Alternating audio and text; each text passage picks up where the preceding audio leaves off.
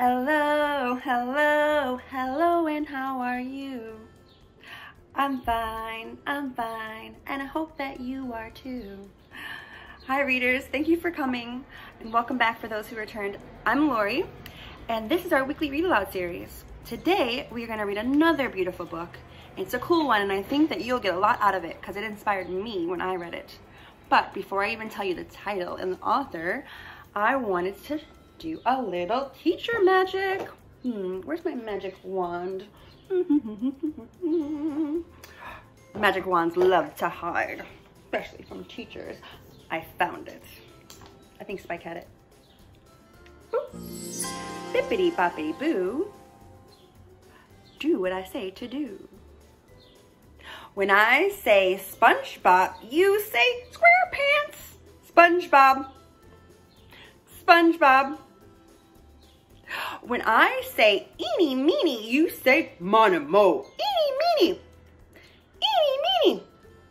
When I say macaroni, you say cheese. Macaroni. Macaroni. When I say chicka chicka, you say boom boom. Chicka chicka. Chicka chicka.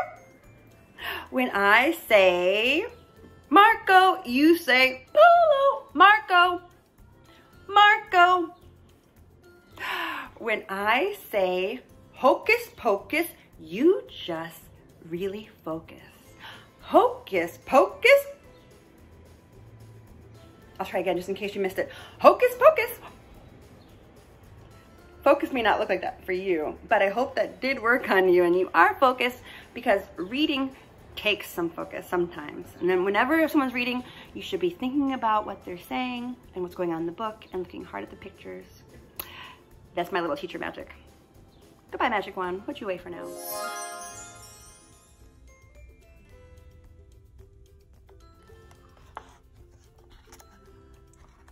Once in a while, along comes a day when there is nothing, absolutely, positively nothing to do.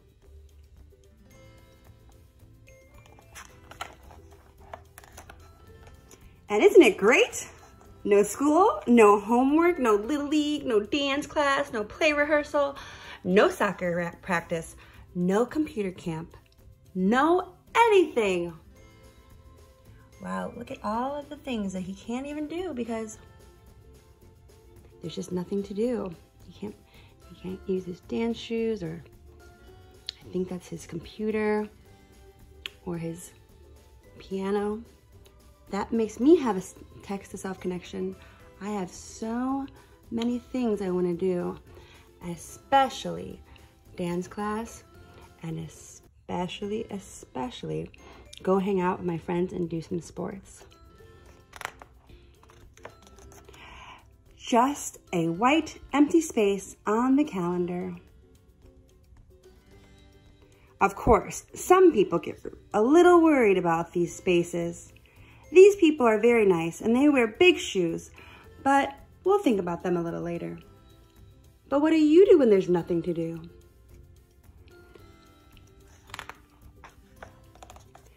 Well, I've heard stories, wonderful stories, about taking off your shoes and walking through green grass or mud in your bare feet.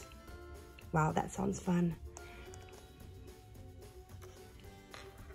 Or making toy ships out of sticks and sailing them across a puddle and somehow seems as wide as the ocean.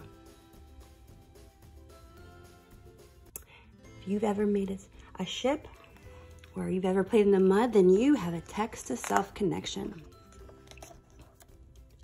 I've heard about lying on your back and watching clouds turn from dinosaurs into crocodiles, into dragons, into bears, into butterflies, into clouds.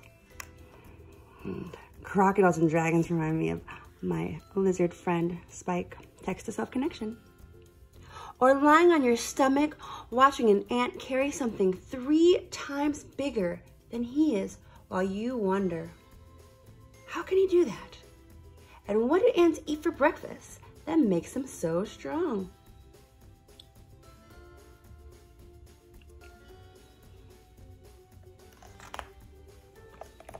I've heard of making paper airplane do loop-de-loops and barrel rolls in the soft summer air, then land smooth as butter on bread.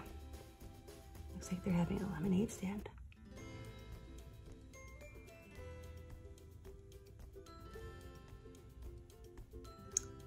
Or building a fort, a secret place where no one can see you because you can't see them, and surviving for hours on peanut butter sandwiches and lemonade.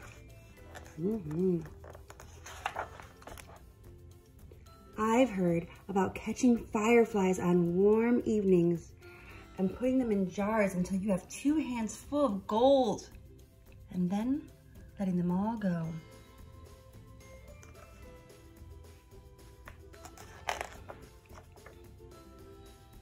I've heard of swinging until your toes touch the clouds, or hanging by your knees like a monkey just to find out how monkeys feel.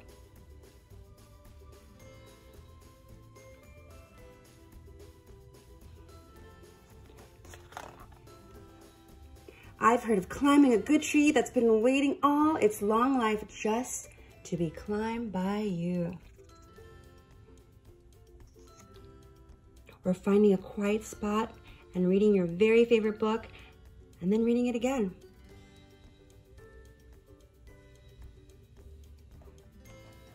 I have a text to self connection with that. I just hung a hammock in my yard. Just because it's your favorite. I wonder what his favorite book is. I've heard stories about exploring places that really need to be explored.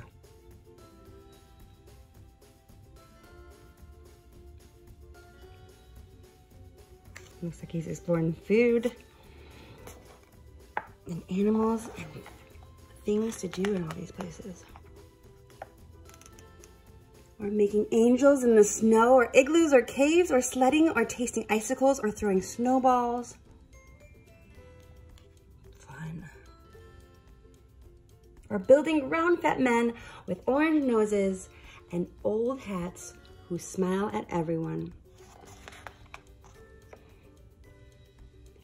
Why, I've heard of swimming and building sandcastles and hopscotch and jump roping and running and throwing and bouncing and painting and drawing and playing with toys and puzzles and dolls and games and puppies and kittens and hamsters and gerbils and doing cartwheels and doing somersaults and doing, whoa, I bet you have a connection to at least one of these games and toys.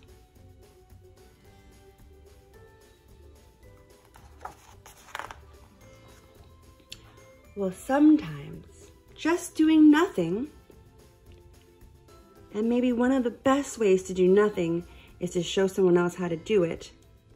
Maybe even someone with big shoes. I wonder if he's talking about his dad or this man in the picture when he talks about big shoes. Just to remind them that sometimes doing nothing is the most important thing in the whole wide world to do.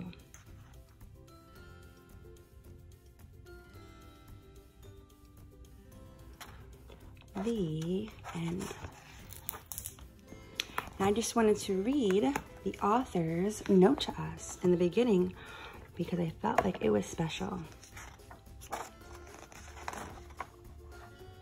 That's the illustrator's note, and this is the author's note. He says, "This is a book I wanted to write for a long time. I just didn't know it. I remember my own childhood, and I find that many of the happiest memories are not of special, planned activities or scheduled events, but of time I had to myself to be by myself, to daydream, to explore, to think of things to do with my friends or on my own, and sometimes just be bored and let life go along at its own hurried speed.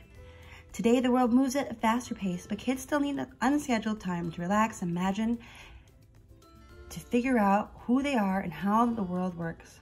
Kids still need time to do nothing, and so do people with big shoes. P.S. There's a reason after all.